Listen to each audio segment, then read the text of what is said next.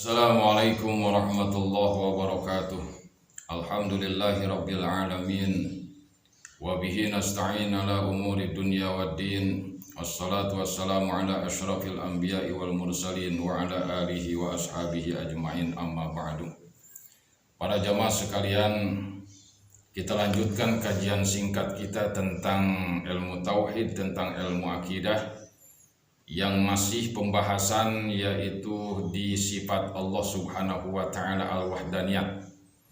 Di bagian yang keempat disampaikan, di bagian yang ketiga sampai pada pembahasan tentang perbuatan Allah Subhanahu wa Ta'ala, yang kemudian dibahas tentang berbagai macam i'tiqad. Nah, untuk kali ini pembahasannya masih hubungan dengan perbuatan Allah Subhanahu wa Ta'ala, yaitu af'alullah atau fi'lullah, yang disebut dengan istilah khawariqul adah, atau kejadian atau peristiwa yang sangat luar biasa. Peristiwa kejadian yang sangat luar biasa yang keluar dari adat kebiasaan, itu namanya khawariqul adah. Di dalam permasalahan khawariqul adah ini atau kejadian peristiwa yang sangat luar biasa ini harus dilihat dari berbagai macam sudut pandang atau siapa yang mendapatkannya.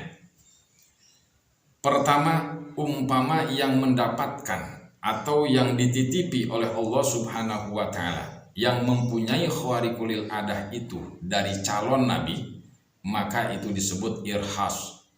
Nah, itu hukumnya halal. Yang kedua, umpama yang mempunyai atau yang dititipi khawariqul adah sesuatu yang sangat luar biasa adalah dari para nabi dan para rasul, itu namanya mukjizat. Itu namanya mukjizat, jelas halal hukumnya. Yang ketiga, umpama yang dititipi atau yang diberikan atau yang mempunyai khawariqul adah, keanehan, perkara yang sangat luar biasa tersebut adalah dari para wali, para wali Allah, maka itu namanya karomah, hukumnya halal. Yang keempat, umpama yang dititipi atau yang mempunyai khawariqul adah tadi orang-orang soleh, yang sedikit sekali dia berbuat salah dan berbuat maksiat, maka itu disebut ma'unah, halal hukumnya. Yang kelima, umpama yang mendapatkannya, yang mendapatkan atau yang mempunyai atau yang dititipi khawariqul adah, perkara yang sangat luar biasa, keanehan-keanehan tersebut, itu dari golongan orang mukmin yang fasik, orang mukmin yang banyak melakukan salah, melakukan dosa, melakukan maksiat. Nah, dia tetap mempunyai umpama keanehan atau keluar biasaan khawariqul adah, itu namanya ihanah, hinaan dari Allah Subhanahu wa Ta'ala, hukumnya haram. Hukumnya haram. Yang keenam, umpama yang mempunyai atau yang dititipi khawariqul adah itu adalah orang-orang kafir, orang-orang musyrik, orang-orang munafik, orang-orang yang senantiasa berbuat dolim. Nah, ini bagaimana khawariqul adahnya? Ini disebut namanya istidraj. Hukumnya haram, jelas haramnya. Nah, sekarang bagaimana cara mendapatkannya? Umpama cara mendapatkan khawariqul adah itu atau keanehan-keanehan itu atau keluar biasaan itu dengan cara berdoa, dengan cara membaca sholawat, dengan cara membaca Quran, dengan cara bertawasul, berwasilah, dengan cara membaca asmaul mubarak, zikir, wirid, maka hukumnya itu boleh.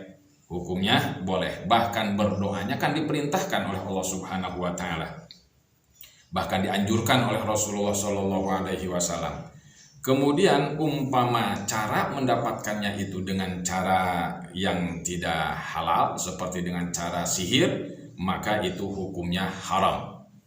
Nah, berbicara masalah sihir ini yang sedang viral-viralnya sekarang kan banyak tuh di berbagai macam media tentang permasalahan sihir. Nah, sihir ini minimal ada sekitar 8-10 lah itu. Nah, pembagian tentang sihir, nama-nama atau istilah-istilah tentang sihir itu. Yang pertama ada yang namanya sihir simia. Sihir simia ini cara mendapatkannya, dia berkeyakinan, dia beriktikad dengan cara mendapatkan keistimewaan tadi dengan cara khosiatnya atau keistimewaan dari batu atau tanah.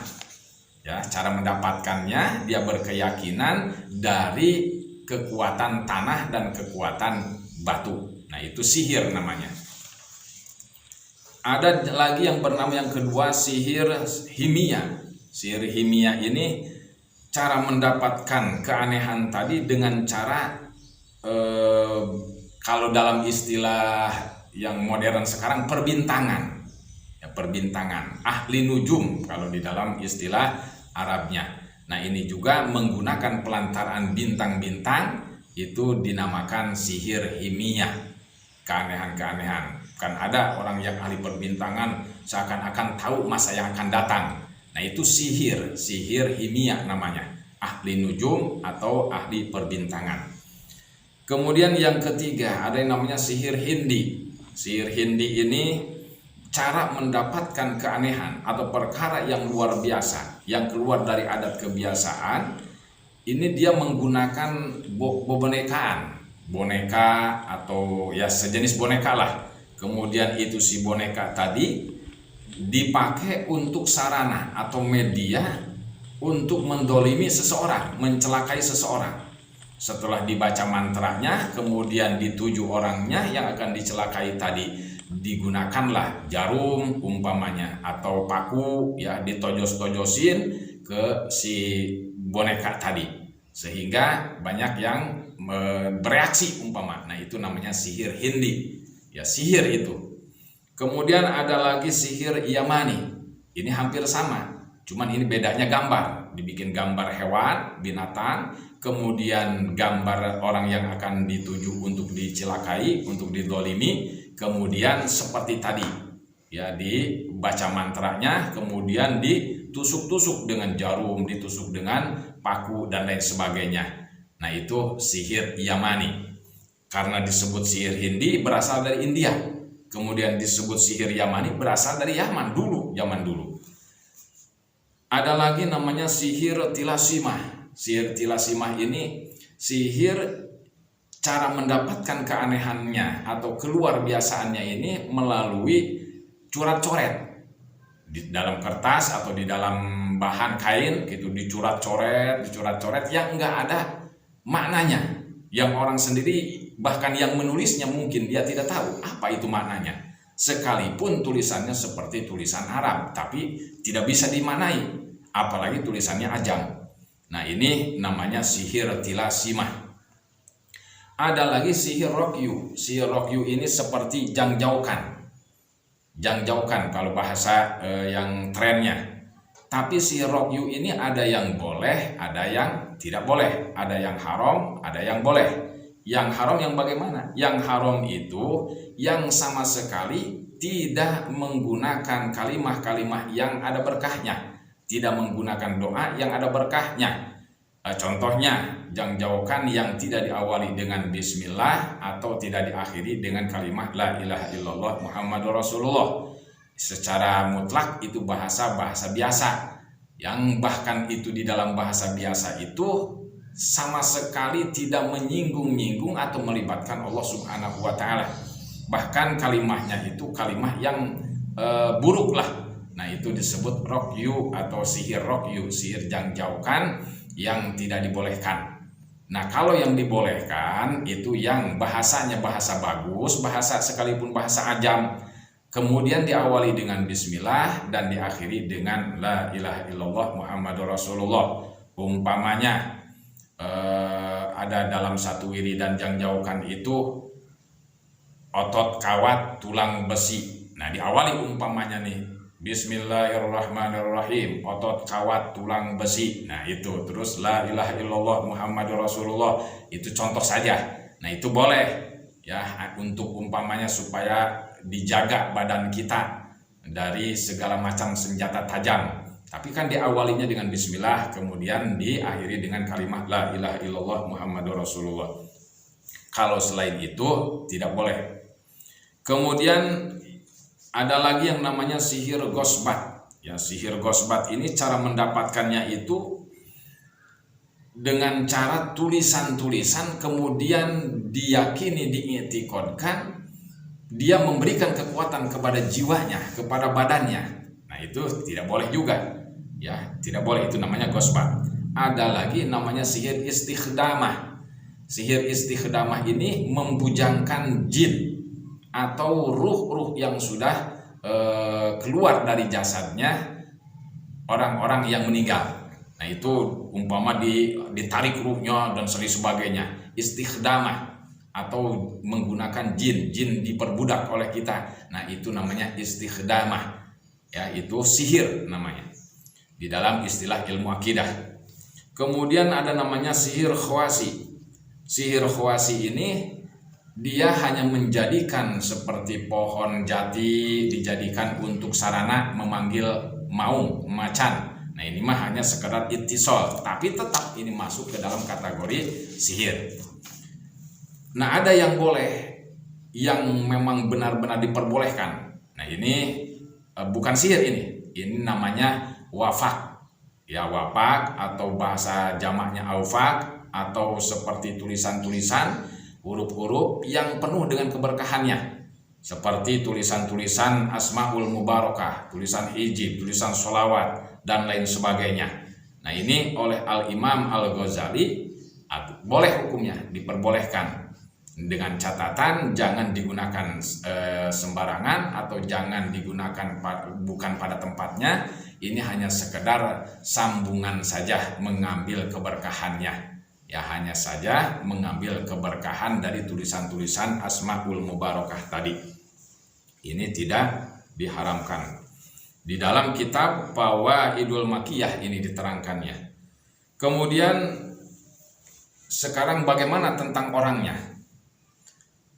Orang fasik, orang yang banyak maksiat, banyak dosa, banyak berbuat dolim, kemudian dia mendapatkan khawariqul adah atau menggunakan khawariqul adah itu dengan cara halal, ya, dengan caranya yang halal yang diperbolehkan, seperti dengan cara hijib, dengan cara asror, dengan cara membaca Asmaul Mubarakah. Kemudian tujuannya juga baik, ya, tujuannya baik. Ini tetap keanehannya atau khawariqul adahnya disebut ihanah, hinaan dari Allah Subhanahu wa taala, sebab dia orang fasik. Hukumnya bagaimana? Haram. Orang fasik, orang banyak maksiat, orang banyak berbuat dosa, sekalipun dengan cara yang halal, tadi pakai asror, pakai Asmaul Mubarakah, kemudian tujuannya baik, tetap itu namanya ihanah, haram hukumnya. Yang kedua, orang fasik atau orang kafir, caranya dengan cara yang haram, ya, seperti dengan tilasimah, dengan secara sihir, tujuannya baik untuk li'ilahi kalimatillah umpamanya. Nah, ini juga namanya sihir, tetap hukumnya haram. Ada lagi orangnya fasik, ya, orang fasik kemudian caranya ini halal, seperti dengan cara hijib, dengan cara asror, atau dengan Asmaul Mubarakah, tujuannya haram. Tujuannya haram, seperti untuk memutuskan tali silaturahim atau memutuskan suami istri yang sedang baik-baiknya. Nah, ini namanya ihanah, hinaan dari Allah Subhanahu wa taala, hukumnya haram. Bahkan dua-duanya jadi haram. Kemudian ada orang fasik atau orang kafir, caranya dengan yang haram, seperti dengan sihir. Nah, tujuannya bagaimana? Tujuannya ini akan dipakai untuk berbuat jahat atau berbuat maling, begal, dan lain sebagainya. Ini namanya ihanah atau istidraj. Ya, hukumnya ada 3. Pertama, haram dilihat dari yang mengerjakannya. Yang kedua, dilihat dari yang mengerjakannya, yang tadi yang mengerjakan yang pertama. Kemudian dari sesuatu yang dikerjakannya. Ya. Yang ketiga, dari cara mengerjakannya. Nah, itu jadi 3 perkara yang diharamkan. Jadi haramnya itu ada 3, tujuannya haram, yang mengerjakannya haram, caranya juga haram. Yang selanjutnya ada orang mukmin yang soleh. Orang mukmin yang soleh. Kemudian khawariqul adahnya digunakannya itu atau cara mendapatkannya dengan cara haram, seperti dengan cara sihir, tapi tujuannya itu tujuannya juga buruk, jelek tujuannya, ya, untuk membunuh sesama muslim umpamanya. Ini jadi sihir. Hukumnya ada dua. Pertama haram, ya haram dari caranya. Yang kedua haram tujuannya, ya haram caranya, haram tujuannya. Bahkan kesolehannya itu jadi batal. Selanjutnya orang mukmin yang soleh, ya orang mukmin soleh, caranya dengan cara yang haram. Tujuannya tujuannya bagus, ya, tujuannya bagus seperti lillahi kalimatillah. Ya ini namanya sihir. Ya tetap haramnya satu dari sudut pandang yang tadi itu, caranya dengan caranya itu yang haram. Kalau tujuannya itu seperti lillahi kalimatillah itu baik. Kemudian ada orang soleh, orang mukmin yang soleh dengan cara yang baik, seperti dengan cara hijib, dengan cara asro, dengan cara asmaul mubarakah, dengan cara tawasul. Terus tujuannya buruk, jelek tujuannya, seperti ingin membunuh sesama muslim. Nah ini namanya maunah, ya namanya maunah. Akan tetapi kemudian si maunah ini berubah menjadi ihanah, hinaan dari Allah Subhanahu wa taala, hukumnya jadi haram. Kemudian orang mukmin yang soleh, ya ini yang mungkin yang terakhir, orang mukmin yang soleh caranya baik. Kemudian caranya itu menggunakan hijib, menggunakan asror, menggunakan asmaul mubarakah. Terus tujuannya juga bagus. Nah ini mah diperbolehkan. Mana tujuan yang bagus itu? Seperti ingin banyak uang, ingin banyak duit, menggunakan zikir-zikir, hijib, asror, sholawat dan lain sebagainya. Tujuannya ingin banyak uang. Ini mah baik, bagus, ini mah dianjurkan. Nah, seperti membaca umpama ya mugni setiap malam Jumat 7.000 kali. Nah itu termasuk asror, boleh itu, ya bahkan dianjurkan. Nah kemudian karena ini pembahasan di bagian yang keempat, bagian sifat al-wahdaniyat. Ini yang terakhir, bagian yang terakhir. Wadiduha at-ta'addudu. Sebaliknya daripada sifat al-wahdaniyat, esa Allah, satu Allah, tunggal Allah. Mustahil Allah Subhanahu wa taala itu berbilangan. Ya, mustahil Allah Subhanahu wa taala berbilangan. Wa dalilu ala zalika. Adapun dalil yang menunjukkan bahwa Allah itu wajib al-wahdaniyat dan mustahil Allah itu at-ta'addud berbilangan, annahu law kana muta'addidan, andai kata Allah itu berbilangan, ya, lebih daripada satu, lam yujad syai'un min hadhil makhluqat, maka tidak akan bisa ditemui, tidak akan bisa dijumpai seluruh makhluk-makhluk yang ada sekarang ini, tidak akan pernah dijumpai. Jadi mustahil Allah Subhanahu wa taala berbilangan. Nah, untuk pembahasan sifat Allah al-wahdaniyat, alhamdulillah di bagian keempat ini hatam, dan insya Allah akan dilanjutkan dengan sifat-sifat Allah yang lainnya. Mudah-mudahan memberikan pemahaman pencerahan tentang akidah, tentang keimanan kepada kita semua, dan menambah kekuatan iman, kekuatan ketakwaan kita kehadirat Allah Subhanahu wa taala. Pahami, pelajari, kemudian yakini. Atas segala kekurangan dan kesalahannya saya mohon maaf. Atas segala perhatiannya saya ucapkan terima kasih. Hadanallahu wa iyyakum ajma'in. Wassalamualaikum warahmatullahi wabarakatuh.